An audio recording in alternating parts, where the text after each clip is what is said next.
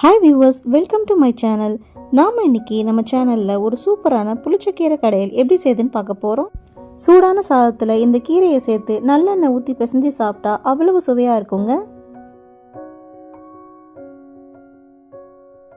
நான் ஒரு நல்ல பெரிய கட்டு கீரையாக தான் வாங்கியிருந்தேன். இந்த கீரையிலேருந்து இலைகளை மட்டும் நம்ம தனியாக எடுத்துடலாம்.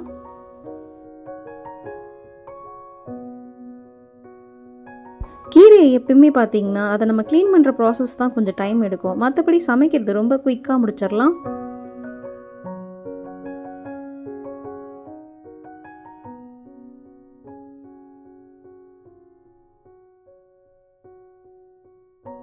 இப்போ இந்த கீரையை ஒரு 2 அல்லது 3 தடவை நல்லா வாஷ் பண்ணி எடுத்துக்கலாம்.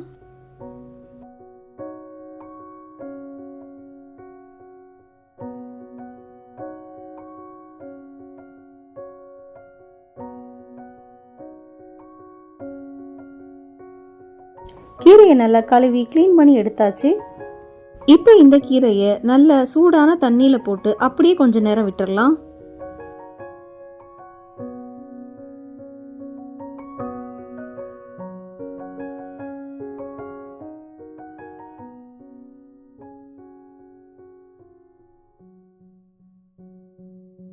ஒரு 5 நிமிஷத்துக்கு அப்புறமா இந்த கீரையில் உள்ள தண்ணியை நம்ம வடிகட்டி எடுத்துடலாம்.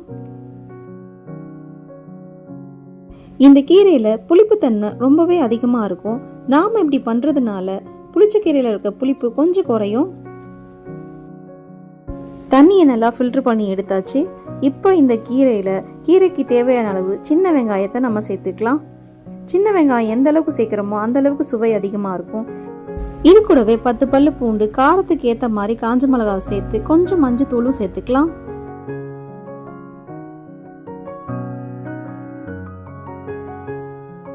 கீரை மூழ்கிற அளவுக்கு கொஞ்சமாக தண்ணி சேர்த்து இப்போ இந்த குக்கர் மூடியை போட்டு நம்ம ஒரு 4 விசில் விட்டு எடுத்துக்கலாம். கீரை நல்லா வெந்து வந்துருச்சு. ஒரு மத்தை வச்சு இந்த கீரையை நல்லா மசிச்சு விட்டுக்கலாம்.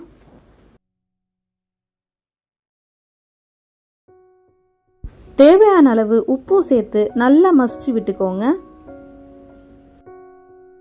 மிளகாவெல்லாம் நல்லா மசிச்சு விட்டுக்கோங்க. கீரையில் அப்போ தான் காரம் நல்லா ஏறும்.